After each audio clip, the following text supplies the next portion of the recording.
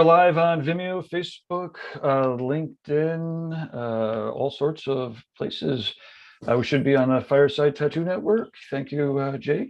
Yeah, I hope so. Let's check. I'm going to check and make sure we're on Fireside Tattoo Network. Well, in the meantime, welcome to, this is Guy Aitchison's Reinventing the Tattoo Network, and this is the Tattoo Weekly. We are sadly missing Lauren. She's at the Philadelphia Tattoo Convention. They were having a great time all weekend, but we'll have to hear about it next week. You can, as I was saying earlier, you can find this on the YouTubes or in the podcast channels, the app stores, Reinventing the Tattoo app.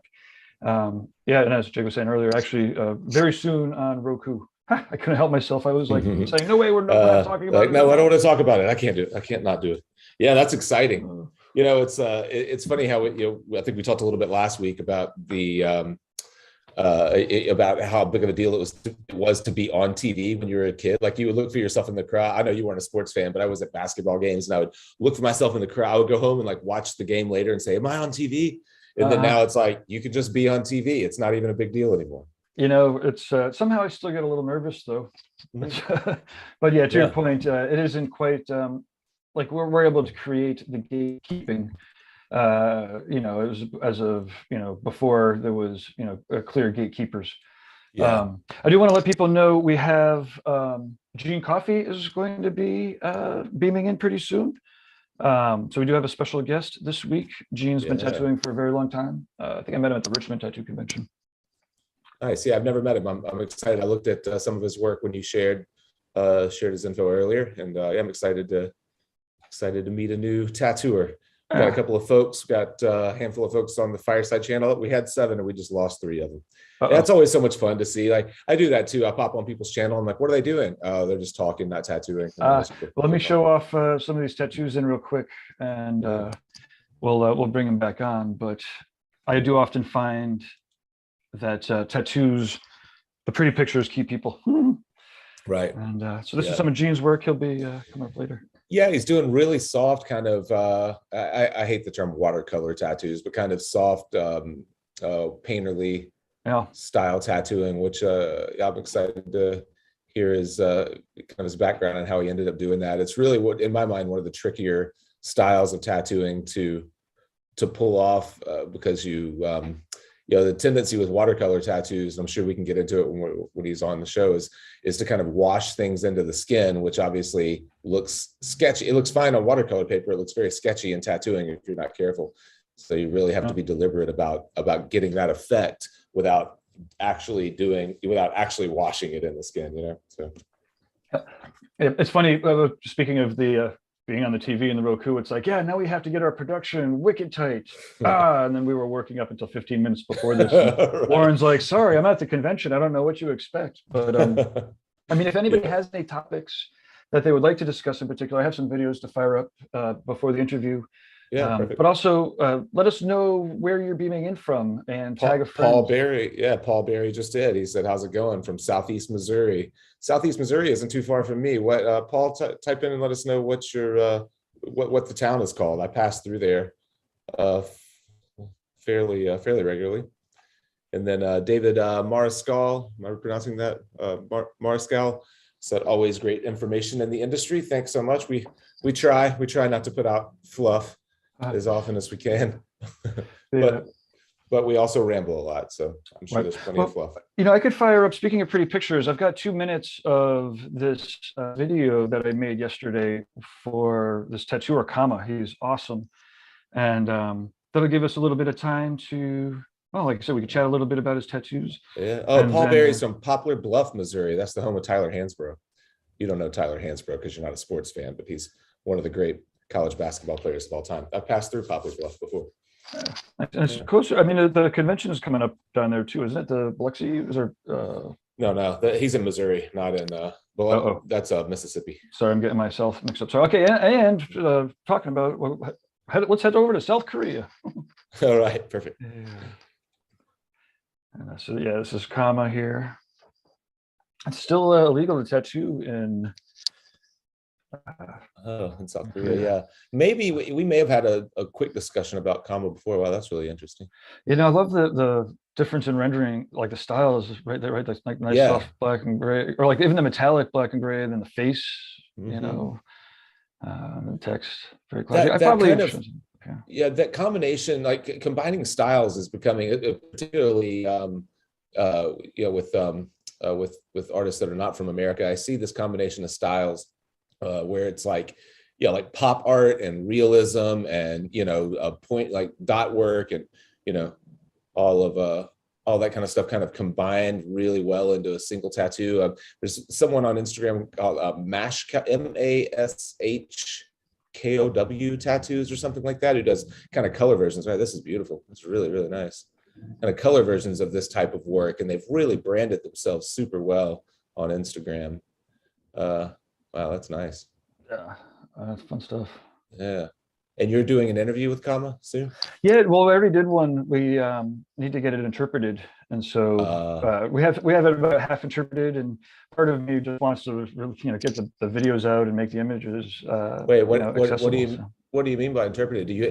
Does he speak any English, or what did you have to? No, I had a in-time interpreter to translate the questions. Oh. And then I would be able to get the gist of the answers back. And so I could do follow-up questions, but we still need to get like the full, you know, the 20-minute, like, so the deep dive questions, we still need to get interpreted because I don't know the answers. Look at this stuff. Yeah. I love, so good. Again, the difference between like where the straight lines are, the bricks and the curved lines and the circle. What the fuck? Yeah, it's crazy. Yeah. Their attitude, it's fun though, because even though it's a different language, you could still kind of figure people's energies and whatnot. Yeah.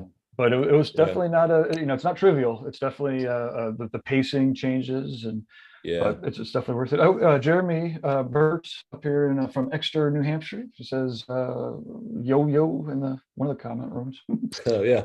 I've got a little basketball conversation going over here on the YouTube side now. Nice. The guy I was talking about went to school with Tyler Hansbrough. Paul Berry went to school with Tyler Hansbrough, and he just asked, "How do I set up a tattoo session with you? I love your work." I get that a lot on YouTube, and I really should make a channel. The best thing is to email Allie at Fireside Tattoo, ALIE, that's my assistant, at firesidetattoo.com, and she can get you set up on the list. Well, the way that I've been working, and we've had a lot of conversations about this with different artists, and I love to learn how other artists are handling booking. But the way that I've been doing it is just collecting information from people. I've got a short little form to see what they're looking for, and then I try to see if it fits the direction I'm trying to take my work. And if not, I have Allie kind of send the person to someone else that I think would do a good job rather than just turning them away. And if so, then we'll give a frame of when, you know, we could get started and get a consultation booked. I found that's the best way to do it. I try not to overwhelm myself with projects. So I'll take on like maybe 10 or 12 at a time, hopefully with people who are able to work consistently. That's the biggest thing with only taking on 10 or 12 projects. You have to have people who can get in there at least every 6 weeks or so. But so far so good. I've been pretty lucky with that. Outside of that, the easiest way to get tattooed, if it's a one shot kind of thing, is to find me at a convention, because I typically do tattoos at conventions that I wouldn't do at the home studio. It's just I'm fine with doing smaller single, you know, one shot pieces at different shows.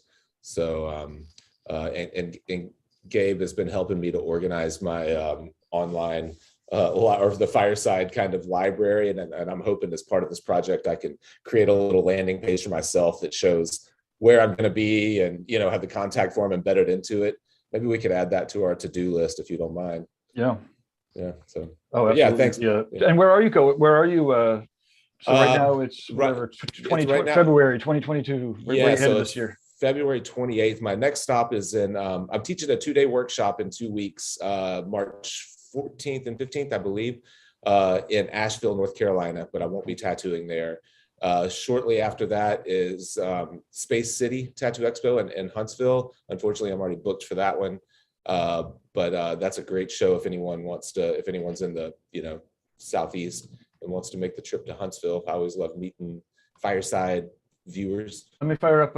Let's stay on that a little bit because you've done a bunch of interviews at Space City, right? With Space City, it's one of those shows that we were just kind of lucky to find each other. They reached out really early on with Fireside. They were the first show to ever reach out to me and ask, want to like trade a booth in exchange for podcasting. And so I did that. We didn't have a big following at all at that point. And I just kind of like fell in love with the vibe of the place and the people. You're not going to find the biggest name artists there, but you'll find a lot of solid tattooers there. The guy who runs it, Shakeem, is just a high energy guy that's real genuine. I like the size of the show. Now he lets me do seminars each year. So I get to test out new seminar ideas there. And I don't know, man, I like the show. I like the town of Huntsville. It's kind of like when you go to Texas and you run into Austin, you're like, wow, what's this place doing in Texas? That's the way I feel about Huntsville in Alabama. It's just really a cool little town. I don't even know how big it is. I call it a town. It's a city. I mean, there's probably 500,000 people there if I had to guess. It's pretty big. Nice. Jillian was listed there. Oh, is she going this year? Sweet. Yeah, at least she's listed. Yeah. Nice. It's crazy years. Who knows? Presumably, that's awesome. Yeah. Bigger names that are there each year, that almost every year. Euless Blair is mostly always there, and a lot of people follow Euless. Matt Stebley is normally there. BJ Betts was there a few years back. I love BJ. Stebley does great work. Stebley does a lot of bird tattoos too. Yeah. I look at this stuff. It's great. I love this guy's work. Speaking of the bird tattoos. Yeah. Which one? Was that Stebley? Yeah, this is Matt Stebley. Yeah. Yeah, and so he does a great show as well down in Biloxi, the Due South Tattoo Expo. I was just talking the other day. I did a podcast with Frank Linatra, and we were talking about how that was the last show that we did before COVID, and it was literally like the first weekend of March. And we were thinking mid-tattoo, we were just going to get shut down. The whole country was shut down. We had artists that had flown in. Like I was splitting a booth with my buddy Howie Tattoos, who's really good. And he was like, I don't know how I'm going to get back to California. Like they thought the flights were going to be canceled, and it was a crazy weekend, but a lot of fun. It was exciting. Nice. Yeah. Let's look at Howie's work here a little bit. Yeah. Howie's he's really developed a unique style, and he's become one of my good friends in the tattoo industry. Just as soon as you meet Howie, you feel like you've known him for 10 years, and he's just always smiling, great guy. Spent a lot of years, he's really open about it. He spent a lot of years as a pretty mediocre tattooer, kind of the same way that I feel like I did. I not wasted a lot of time, but I didn't know what was possible in tattooing for a lot of years, and I don't think he did either. And he ended up landing with Phil Garcia, and he credits Phil with helping him to develop kind of a unique style. And it's funny because they're both doing roses mostly, but they do such different styles of roses. Yeah, Phil. I've never had Phil on the show, unfortunately. I talked to him at most every show that I crossed paths with him, but that guy works like a maniac. He does. He does like 13-hour tattoos every day. It's crazy. Yeah. It's like you never get a break. In fact, the longest conversation I've ever had with him was at the airport in Richmond, leaving that convention. We just happened to be at the same gate, and I got to hang out with him for a couple of hours there. But otherwise, it's just quick kind of, passing conversations. Yeah, he did an amazing talk at one of those Richmond shows. Did he? One of the education, the academy, the Richmond Academy. Yeah, it was out of control. Yeah, man. He's like, and he's one of those guys that a lot of times you see people, they do so much to their photos online that you see them in real life and you're disappointed. And with Phil, as nice as his tattoos look online, to see them in progress or when he's working on them, it's way more impressive. 100%. They're so good. It's hard to get a photograph that shows how good they are. Yeah, no, Phil's he's pretty out of control. Yeah. I hope we get him on. Have you ever done an interview with him, either through Reinventing or TattooNow or anything? I haven't. Like I said, I did. There was the one at the Richmond convention, and but that was a seminar. So no, the answer to that is no, I haven't. I think that guy has. I know that he's done a chapter inside of Reinventing. Yeah, and they've done a collaborative piece or two, haven't they? Yes. Yeah, I thought so. Looks like we have Gene on the line here. Awesome. Hey, man. How are you? Hey, Gene, how goes it? Hey, sorry, I'm a little early. Oh, that's I okay. realized I would just jump right in. It's all good. It's we were just talking about how getting us on the Roku TV stuff isn't going to change our production schedule. And no, it will, but we'll have a waiting room someday. And oh, nice waiting rooms. So Gene, meet Jake. Jake, meet Gene. Hey, Jake. Hey, nice to meet you. Nice to meet you. You too.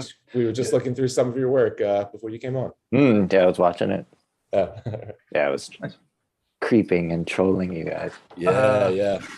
Very fun. So, Gene, do you remember where we met? Was it at the New York convention forever ago, or? Yeah, it was a long time ago. It was an old New York convention. Yeah, at the Roseland. I remember every time I think of it's either 16 horses or a derivative. Yeah, 16 horsepower, I think. Yeah. Did I turn you on to that? Completely. I see. Like forever ago. Yeah, I don't even remember. It's definitely like a decade ago. I was still at Tattoo Culture, right? Ah, yes. Okay, yeah, Tattoo Culture, sure. Yep. Yeah. I know. This is a 16 horsepower, Jake. It's a rock band, I guess from New York. Were they out of New York? Or no, he's in the Midwest somewhere. I want to say it's like maybe Colorado. Got it. And it was it's like a goth folk industrial rock. I don't even know what to call it, but it's cool stuff. Yeah, it's like dark folk music. Dark folk music, man. Yeah, all right. Kinda. I'm intrigued. That's weird. 16 horsepower. Yeah. But I actually tattooed that guy. No shit. Yeah, David Eugene Edwards. A couple of times I tattooed him. Awesome.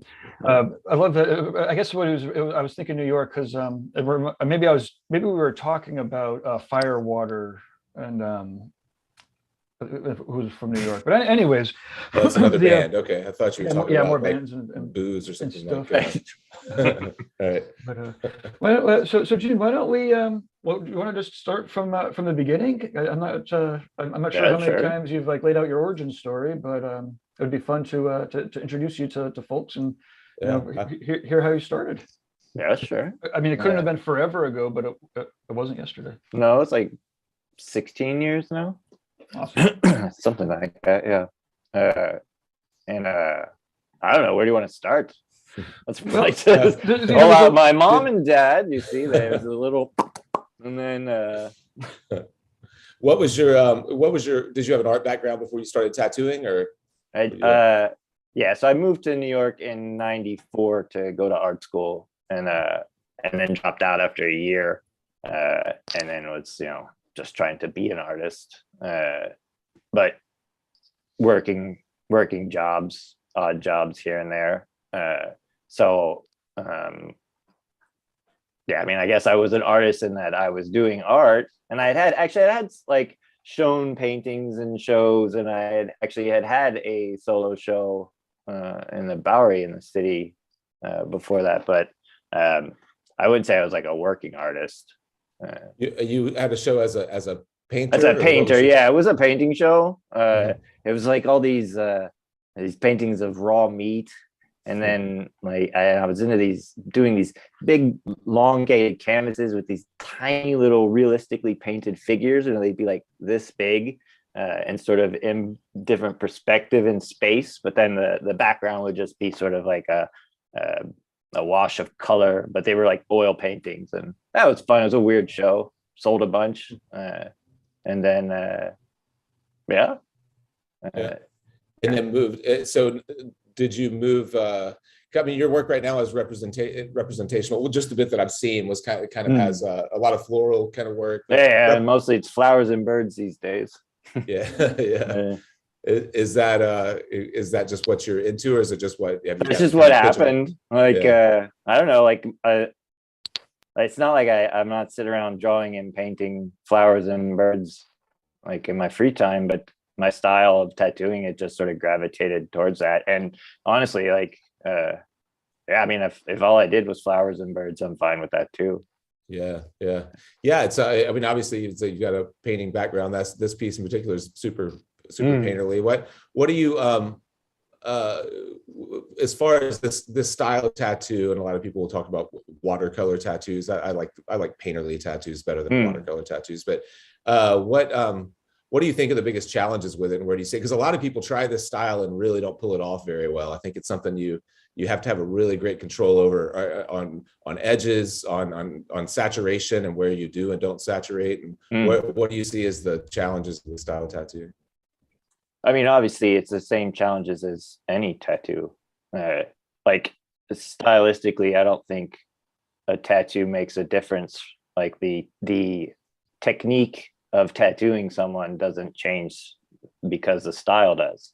So you either put color there or you don't. Like it's the same as you're doing. Like if I'm going to do a traditional puma, or a tiger, you either put color there or you don't. But I mean,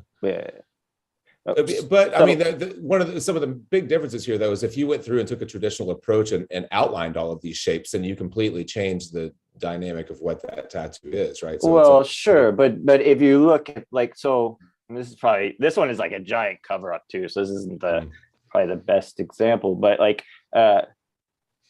just because there's not an outline, like if you look at any of the work, like this one with the black, I mean, this was I would call that more graphic than watercolor, but I think it's more about contrast than it is about like putting an outline on it. And this one has big bold outlines, so when you need it, you put it there, just like you would do if you want a softer background in a portrait, you're going to not use outlines on it. If you want to have it be a little bit more contrast, you're going to put a dark color up against a light color. So like here, these flowers, they say the yellow rose that's there. There's no outlines on that yellow, but the black of that leaf that's behind it is the outline. It's the contrast there. It's that gray leaf that passes over it makes the flower look behind it. But say like the little blossom that's right underneath that, it's too light of a color, and I don't want to put a black background there, so that needs a little bit of an outline. It's just a contrast. It's like light, dark, light, dark, light, dark. Now that said, and having been doing my style of tattooing for a decade at this point, I have the benefit of going back in the early days. Like Gabe will know, when I think when me and Gabe met, I don't think I had a name for this. Like I remember like people asking like, well, what do you call this? And there weren't hashtags, first of all, back then, like an old man here. But I didn't call it watercolor. I lost my train of thought where I was going there. So Gabe knows, like I didn't have a name for it. It wasn't called watercolor tattoos, but I was still applying the same principles of traditional tattoos to like abstract is what I would call these. These are abstract tattoos because it's still, I've had too much coffee. I need to go back and clean up what I was saying. Right.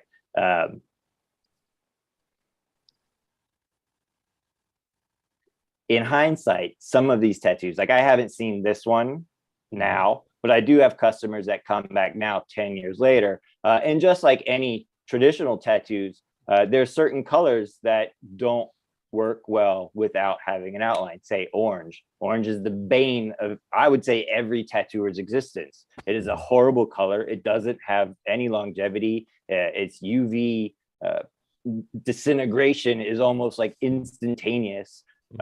So like now in hindsight, I have these pieces that I see will come back, and there's like some that have an orange flower, or even orange that's inside a red poppy, where it goes from red to orange to like a yellow, is that whole orange part has, but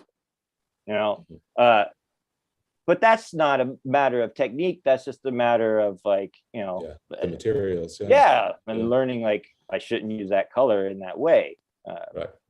I've got a couple of comments here. Hunter Young in the chat room, who's been around for a while. It's awesome. Well, for one, it's like, what's up, guys? Big fan of Jake's work. Are you familiar with Thomas Carley? But we'll check him out later. He's got some thoughts about what you were saying, Gene. let's see if I can interpret it. I think a good way of understanding his thoughts is that it's not necessarily that there is a specific way to approach watercolor. It's that he has that foundation to where it's easy for him to understand on the spot, but he doesn't feel like there's an absolutely unique approach to it, or at least that's how I interpret his explanation, at least so far. His work is very unique. And then one last comment, Hunter says, it feels like a watercolor / trash polka mix-up.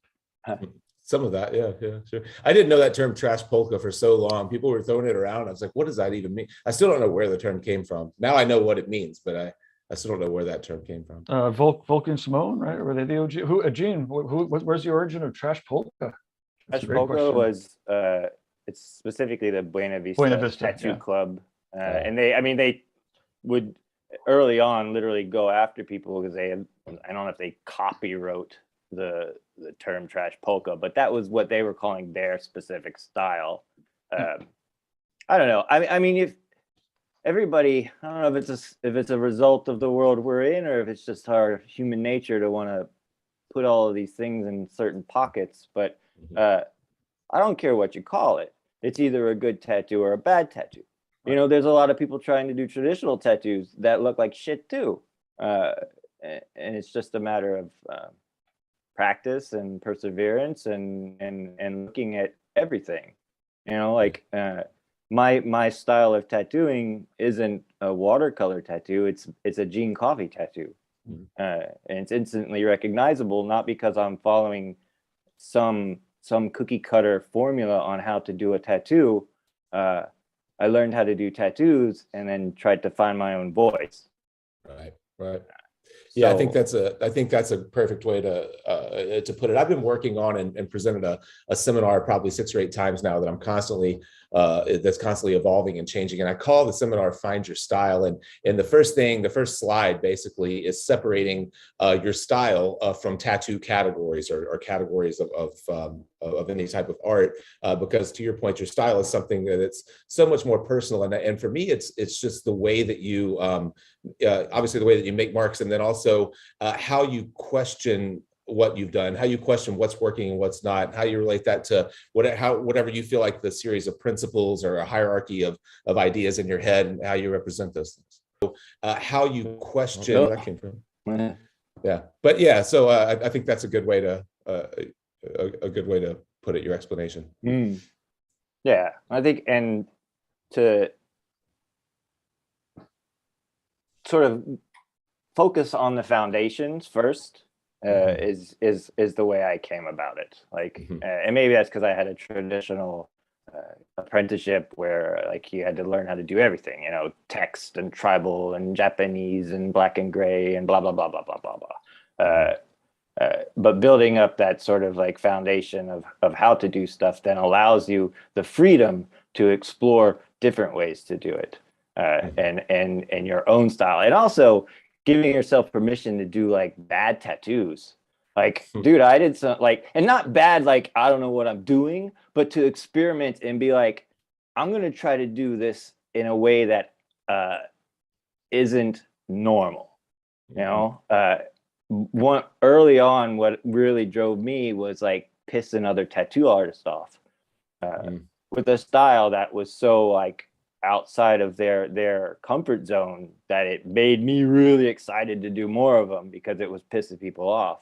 And I think there's something to that. I mean, you're either pissing people off because it's fucking awful and you're destroying people's lives by like ruining their skin, or you're pissing them off because you're fucking doing something really astounding, you know? And I think that if you're doing the astounding stuff and you feel really moved by your work to piss people off with it, then go a whole hog and just do it, you know? And so that said, one of the best advice that I got early on how to sort of solidify my style, Gabe knows Noon. I don't know if you know. Oh yeah, Noon's amazing. He's a French tattoo artist that was a guest artist in our shop when I was sort of still apprenticing and coming into my own. But one of his advice was that if you want to do a style of tattooing, like whether, and mine was, I want to do my stuff. I want to do the shit that I'm drawing in my sketchbook. I don't want to do this walk-in stuff. And if I was, lucky enough to have a shop that I had the leniency to pick and choose what work I did or didn't do. But he was like, if you want to do this style of tattooing that you're trying to do, then you need to go through your portfolio and take out everything else.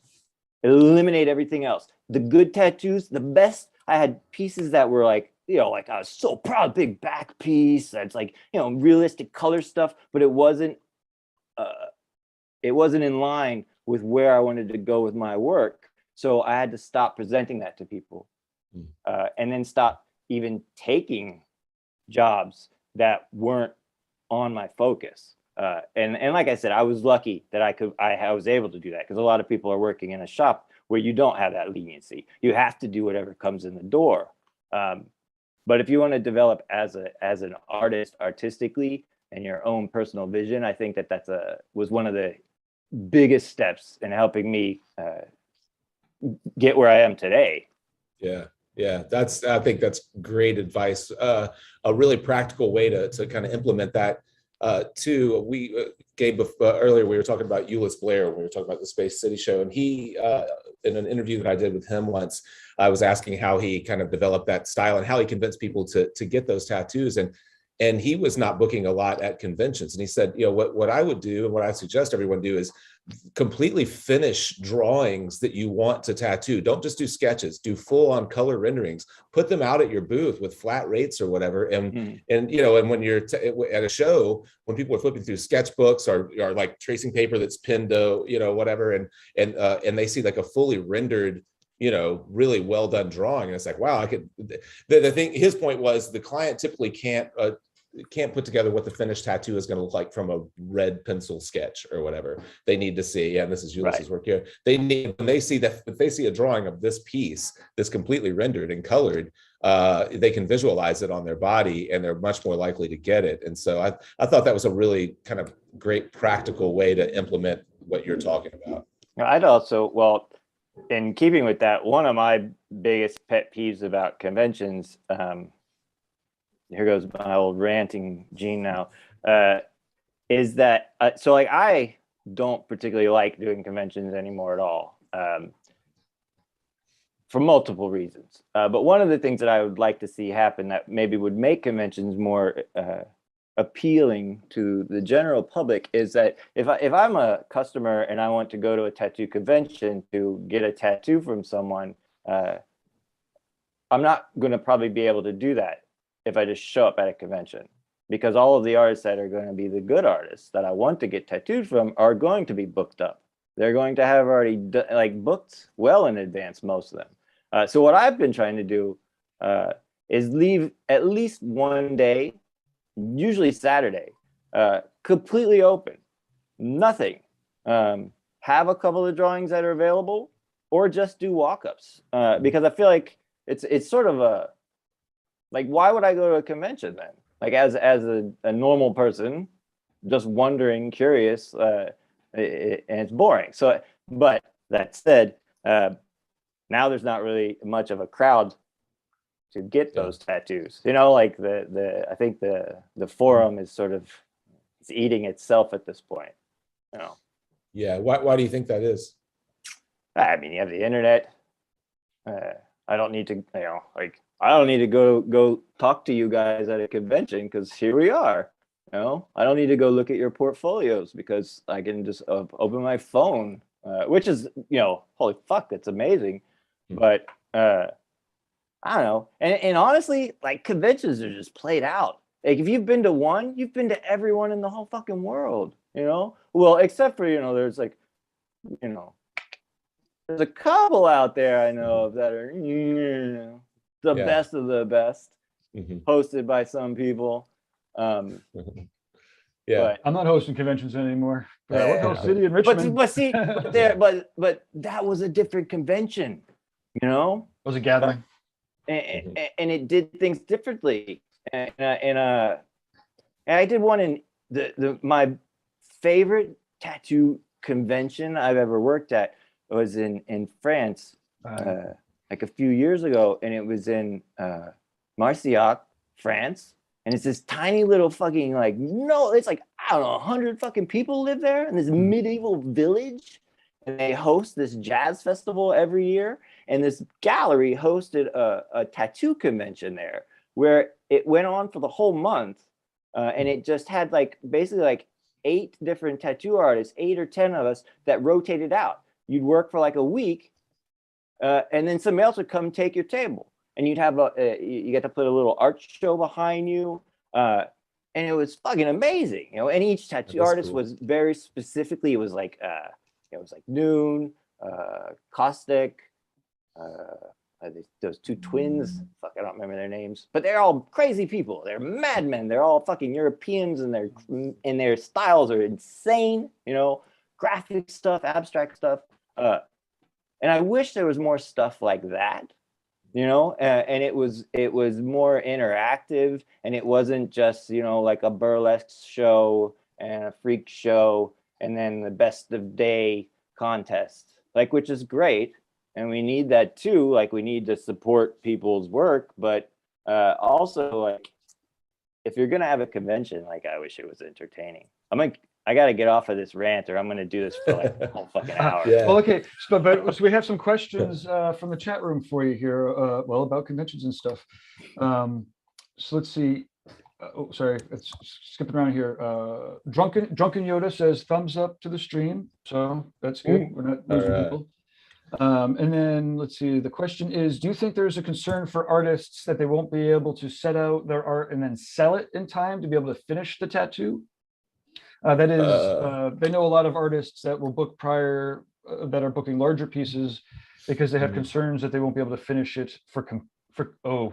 Oh, for competitions and things. Sorry, I was like, well, you know, that I mean, that's a good point. That is something. That's a reason a lot of people do conventions, is, you know, for competitions. And even I remember back in Jeff Gogway's seminar, Gabe, that he did at the Worldwide Conference, he talked about how he was so focused on winning competitions for so long and being the best. And there's no doubt that there's that mindset, and people feel like the conventions is still kind of their opportunity to stack up trophies or, you know, whatever. Sure. So you just need to figure out what's more important, right? Like, you know, winning in the competition for a piece that you set up ahead of time, or like meeting new people and, you know, doing a piece of artwork that you're looking for, particularly and not compete. Yeah. Right. Yeah. I was lucky enough, like, everybody hated my style early on that it would never win a competition anyways. So I mean, also, just to be clear, like, I remember at the Venetian tattoo gathering, probably the most, you know, prestigious, it was fucking a Venetian palace. Yep. Yeah, and awesome. We pared it down. We're only gonna do one contest. I don't know if I'm giving away convention secrets or not, but on fucking Saturday, I'm like going through my checklist of shit I'm supposed to do, and I'm like, oh, tomorrow there's a contest. Yeah, okay. And I guess after that we give away the award, and then award. Oh shit! We don't have an award for like one contest. We pared it down to one contest, and it was, you know. But that said, it's true. Like, you know, running the streets of Venice, trying to find a cool something you can give away. You know, it was you know, out of one of those movie, you know, after it was the convention promoters after school special. You know, but that said, it was you know, cool. You know, it was we wanted to make sure that it was cool. I think Paul Booth actually. He did, yeah. For a badass tattoo. Yeah, I was in the middle of interviewing him whenever you announced that he won. We had to. It threw off my interview. I appreciated that. But so Gene, what do you think about the competitions then? I guess, or is that like you were saying, you were like, you weren't winning them, so fuck it, who gives a shit? I think it's a very important part. Like, competition breeds improvement. You know, so I personally, like, I'm hard enough on myself that I'm glad my customers don't go up there and embarrass me. You know? So that's my biggest competition is, and probably for always will be, myself. And I have like and I think it's a healthy love-hate relationship that I think every artist should have with their work on a personal level, and not be too dependent on the competitions and how many likes you get on Instagram, and just to be comfortable doing what you're doing. and confident and pushing yourself to do better. You know, I'm having a hard time right now. Like, how do I fucking do better tattoos now? You know, like I think we all plateau at some point. And then at that point, you either slide backwards or you got to get better at it. And that's my competition, you know. Yeah. So just briefly back to Hunter's point, he's also just concerned in general, regardless of the competition, you know, creating, you know, artwork to do at conventions with enough time. I mean, I think really just create the artwork so that you can do it in say 3 or 4 hours, you know. You have to know your own pace and what you're capable of doing, you know. Like when I was 10, you know, in my early 30s, I could fucking bang out, you know, half a sleeve in like 5 hours. Now, you know, you're lucky to get like, you know, 3 days and I could probably finish it. But at a convention, you're going to have all of the extra, you know, it's not like working in a shop. You have all the extra distractions. You're going to have people stopping at your booth that want to ask you a question every 5 minutes. You're going to be uncomfortable. You know, you're going to have the customers going to be less comfortable than they are. You know, it's probably going to be freezing. Somebody's going to be shivering and all of that shit. Like what normally would take you maybe an hour, maybe 2 hours, add 2 hours on it. Otherwise, yeah, you're not going to finish it. Yeah. Now you're also. Oh, is my computer working? Mm-hmm. Oh yeah. Okay. Now you were also, when you were doing the conventions, you were going back year after year. I remember seeing you in New York every year. Presumably, I don't know if Richmond was the same, but I think I've seen you there once or twice. You know, so I suppose in some ways that small piece that starts off as a walk up on the Saturday afternoon, you know, then turns into that Friday or the Sunday appointment for the full day, you know, masterpiece or whatever that you have time for. I do like going back to the same conventions year after year. I think you build better relationships with the people there, like your fellow tattoo artists, but also then you can start to build a client base in some city you don't live in, and work on extended pieces. Sure. Okay, let's see here. We've got a feisty one here. No, he actually says he doesn't want to sound argumentative, and I haven't even read it yet. So let's see here.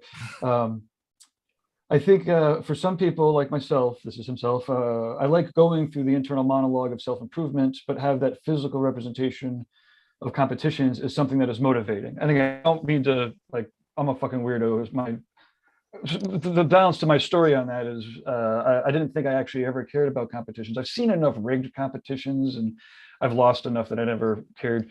But I'll tell you, the year that I sat out, you know, I didn't have a booth or anything at Hill City and other people were winning, I was like, I gotta fucking get a booth at Hell City next year. I gotta get some badass tattooers in there to represent. No, you know, okay. So I don't want to come off as like completely anti-competitive. And to your point, Gene, it is actually very motivating to do your best. To continue his comments, I also don't want to come off like I'm arguing. Haha, just a different perspective. Oh, are you competing for airtime, Hunter? Okay. Okay, there we go. That was his comments on it.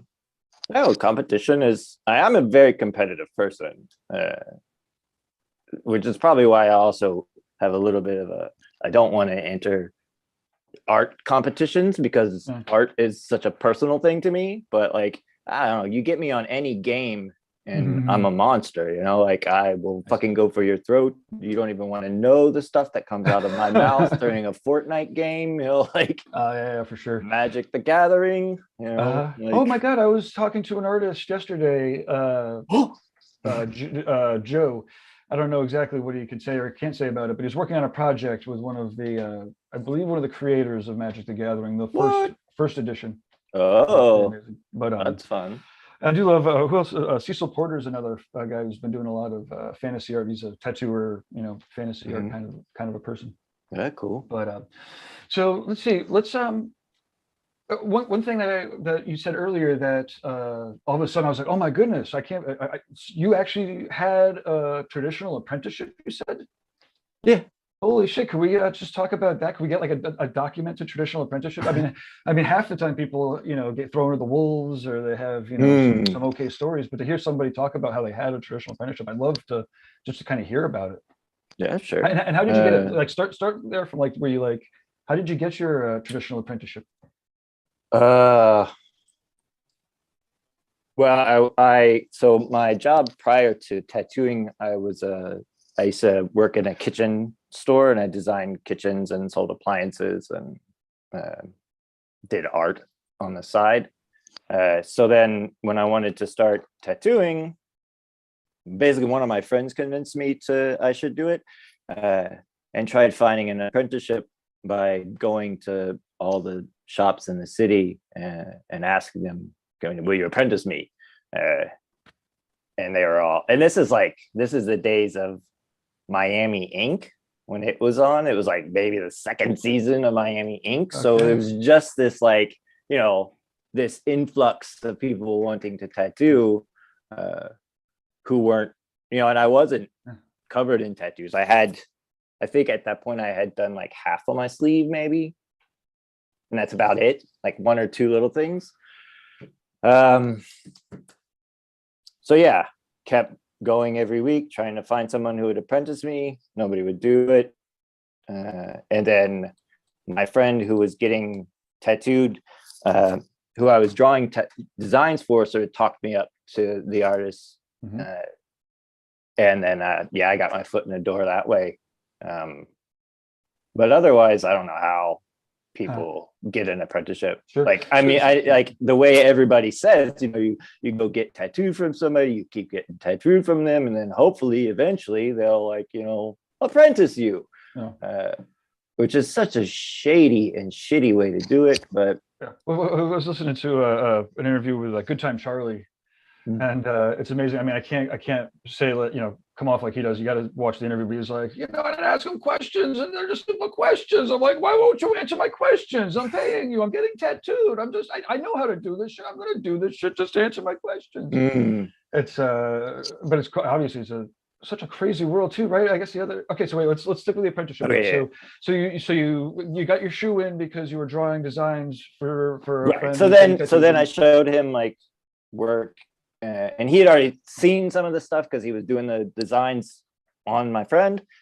And then that sort of was how it started. So he called me in, and then I started tattooing. Well, started apprenticing, which was what was that? Was it first day of the kid fucking starts? Well, I was still working in my job, so I had to go to work 5 days a week, 6 days a week, and then after work, go to the tattoo shop and try to watch him tattoo. And it mostly just was me cleaning tubes and setting up and breaking down stations. And how much was watching? Were we watching an hour a day? Were we watching whatever I could, whatever I could, if I got off of work at 6 o'clock and it took me maybe 45 minutes to get from Manhattan to Brooklyn, and he only worked till 8, I get an hour. Then you go on your days off and go the whole day. But it was as much as you could, And one of the you're scratching your microphone, I think. It might be sorry. Yeah, it might be the scarf. Could be. One of the tasks I think is perfect for apprentices these days is the putting the streaming camera on the tattoo. So if we're streaming tattoos, it's like, wait, you should be looking at this tattoo from start to finish anyways. Put the fucking camera in front of it and answer people's questions. Not technical questions necessarily, but that's cool. Okay, so you were, and about how long did that take? So were you, doing the preliminary work? So it was traditional in the sense of I learned how to make needles, solder needles, and all the traditional things you would need to know, which are sort of antiquated now. Did you make inks? And we didn't make ink. Okay. It was mostly just Starbright, I think, was what he was stuck on. But so the slippery slope to pre-mades was already started, but you were making a lot of needles. It must have been how many years did you make needles for? It was a couple years, I think. Yeah. Well, so my apprenticeship went south. very quickly. It was a traditional apprenticeship. Yes, within 6 months, we wanted to murder each other. Within a year, it was done. You know, like the relationship. But I mean, I liked making needles. I liked in the sense of like, I like that I know how to make needles. I should say that, but I fucking hate the drudgery of making them. You know, like like, thank God for disposable tubes and needles and the whole, like, my God, that changed everything. I mean, I was listening to Guy chatting the other day, and I mean, just the difference between, like you were saying, making your needles these days, and now there's like a pen that's got a battery with like all of your needle arrangements and cartridges. Like, and it runs the same. You don't have to be a mechanic. You know, I imagine that you started on. I mean, clearly you started on coil machines. Did you? Right. How to build machines, how to tune machines. Awesome. And, you know, yeah, still have a closet full of machines and parts and shit. But I mean, now it's just rotary. So how'd you find that switch? Was that like a tough switch to make over, or was there a reason that motivated? Wait. We're still in apprentice. Okay, so like most traditional apprenticeships, after 6 months, tensions, go fuck yourself, or some degree. I don't know. I don't want to put words in your mouth, but then you're kind of on your own into the New York City tattoo scene. But you're kind of like he left the shop, opened his own, and then yeah, it was just me on my own. You stayed. So this tattoo culture, just when you stayed? Yes. Okay, cool, awesome. Yeah. And so from there, you kind of went right into shop owning then. Right. Well, no. So I stayed in tattoo culture for like almost 10 years. Okay. That's why it felt like it for me. Yeah. With all due respect to the owner, I have no idea. But point is, and you're this is where you were catching up with like Noon and then other guest artists. I think George was there. Toss a sweatshirt on quickly because yeah, sure thing.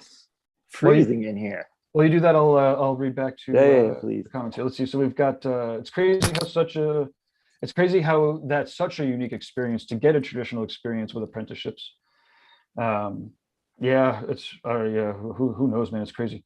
I've seen and heard so many different stories that like you were saying, like the traditional apprenticeship, kind of in the context that you learn how to do some of those, you know, vital build your own things, but like a traditional apprenticeship isn't like it in a you know, like a blacksmith or something, right, where it's like there's people that actually know how to.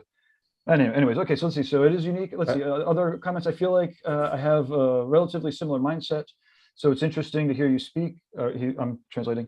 How do you feel about those? How do you feel about those tattoo shows like Miami that you mentioned? I love it. I don't watch them anymore, but I watch them then. I mean, anybody who's working in the tattoo industry today has to at least give at least 40% credit to those shows for your income, if not more. Like it was a proliferation of tattooing in pop culture that allows us now to expand the art form to, you know, now people look at it as art. You go back 10, 15, 20 years ago, and it was still just this like shitty little outsider, like scumbag kind of art form, you know, punks and thugs and criminals and blah, blah, blah. And it's, even though it wasn't, it was still the general pop culture perception of it as that. I mean, look at like the bad guys back then, like fucking Guns N' Roses, you know, Axl Rose was like the baddest of bad boys. He had like 3 tattoos and it was like, oh my God, he's awful, you know? Now, like, it's everywhere. And it started with those shows, you know? So, I mean, I think they're, I have a lot of friends who've been on them. I have no qualms with them. Yeah, I think, can you guys hear me? We can, you're back. Okay. Yeah, sorry, my router just completely went out. I had to reboot it. Yeah, I agree. And I think what's funny is if you were tattooing back in that time, it was harder for us to take those shows seriously, or even today to give them credit, because you discounted them so quickly when they came along. It was just like, how silly is that? What if we set up a camera here? What? Well, that's ridiculous. You know, and so we discounted them for so long, and then they've proven to exactly, I agree completely with what you said. They've proven over the years to have been so transformational in what we do. They gave, you know, the mistake that I made is I wasn't giving it I wasn't thinking about it from a client's perspective. I was thinking about it from a tattooer's perspective.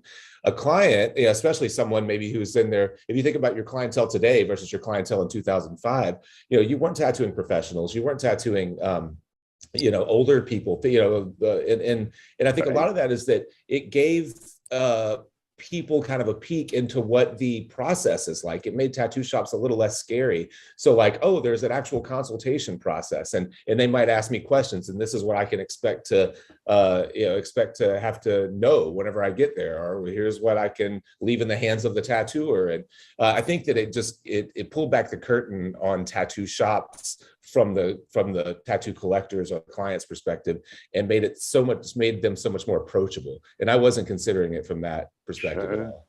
Yeah.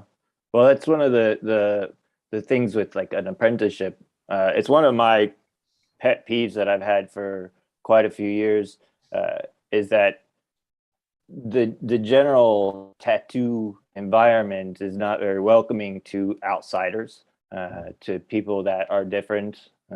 So like myself, I was this skinny little like artsy fartsy white kid who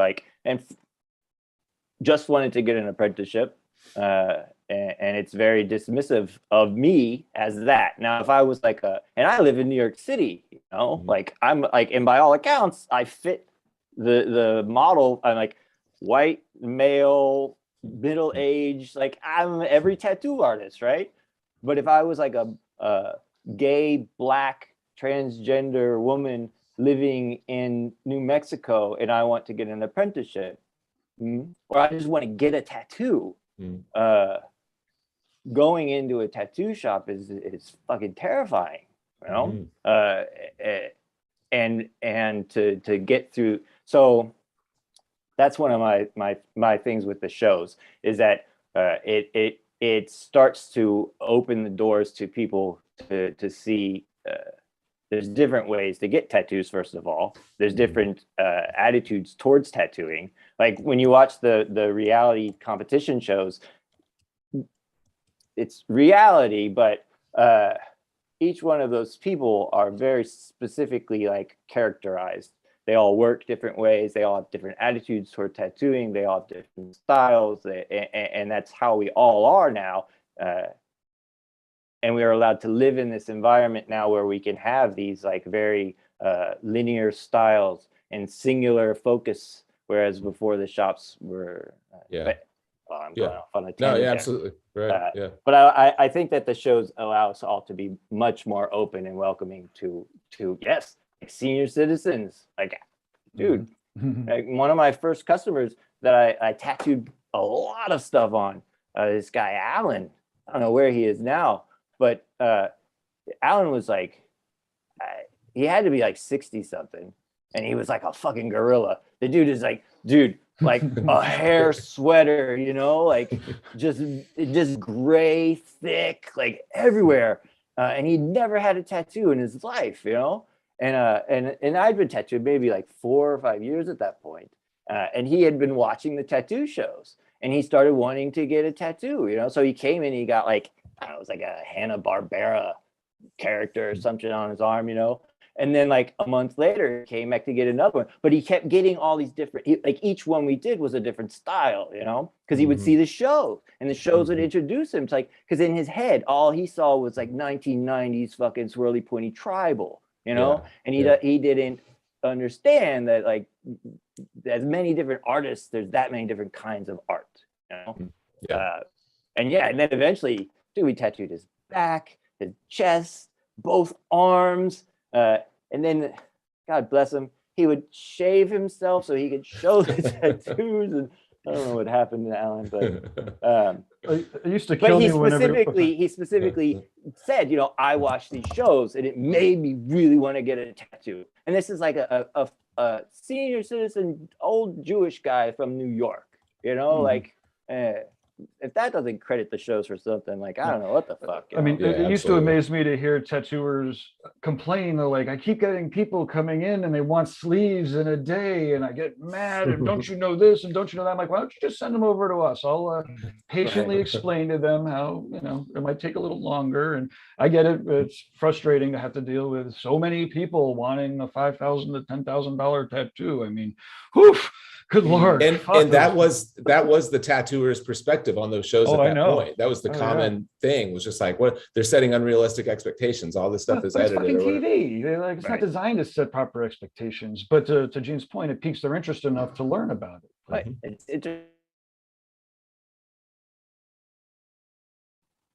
entertaining. I think I lost you guys. Oh, you're back. Yeah, you're back. You're saying it's entertaining. You were just about to say something empathetic. Yeah, and then I said like the most prolific thing after that. So I'm glad it was you. I thought my internet went out again. I was like, oh no, what's wrong? I got to call AT&T. Okay, so let's see. So the reaction to your attitude on the TV says, Hunter says, well, that's interesting. I feel the exact same, but I never hear artists that have been tattooing as long as you have actually appreciate the shows. There's definitely lots of ups and downs and benefits to the shows, but they are massive for building the industry. Yeah. And again, if you're looking for like educational content or whatever, like you shouldn't be going to TV. If you're looking for fun stuff, the internet now. I mean, this is what I would ask about what an apprenticeship would entail now. Is much like a college education, is that what is an apprenticeship going to offer someone that YouTube won't? Like, why do I need to go to some guy to have him like fucking slave me for a year just so I can get the mystery of tattooing taught to me? Like, so what do we as artists want to pass on to the next generation of tattoo artists? And I don't think it's technique. I don't think it's skill, because anybody can learn that shit. You can go on the internet and within a month you can figure out how to do a tattoo as clean as the cleanest person, if you really want to. But how do we teach the creativity, morality? Like, what do you have to say? Yes. Yeah. What was one of the things Guy used to say was, you want to learn how to become a better artist, learn how to become a better person. He may or may not have taken it from somebody, but I always dug that one, especially because you can see people that they can get really good technically, but it is about as much what does an artist have to say as much as like how technical can they say it, express it. Yeah. Steve Houston has a great quote that I use in one of my seminars, that it's we're editorialists, not journalists. We're paid for our opinion, in our marks and our and that's the way you have to think as an artist. You're not simply like reporting the news. You're paid to have an opinion on the news, So, I do hate to cut it short, but we do, because we could clearly talk forever. But Gene, you will be back on. I think we're doing we'll do like a full featured interview. It's fun. I enjoyed it. Yeah, man, I'd love to do one at some point too. I think we could. There's a lot of stuff that you and I think could dive into on my channel as well. So maybe we can. I got a lot of opinions. Perfect. That's what we love. Well, cool. Hey, cool. So let's, Gene, I'm gonna spotlight you if you want to let people know the best way to get in touch with you. If just a website, but you can't say just my website because it's gmcoffey.com. And what kind of tattoos you wanted? Are you still accepting clients? People can get shoot you an email. I'm a horrible self promoter. Well, there's like a form on there. You go on the website. There's a form that you fill out for tattoo applications. And I actually just started booking again for like this summer. So this week is a good time to do it if you want to. Are you had any conventions this year? Or, I think I'm gonna do the Richmond one again. I know he. I like that one a lot. I like. Me too. Yeah, it's fun. It's a good vibe there. I like the outside stuff. They have all the other stuff going on, and good mix of people too. A lot of old timers, and then just some of the best tattooers on the planet. And Jesse's amazing. He's such a good guy. Yeah, he's great.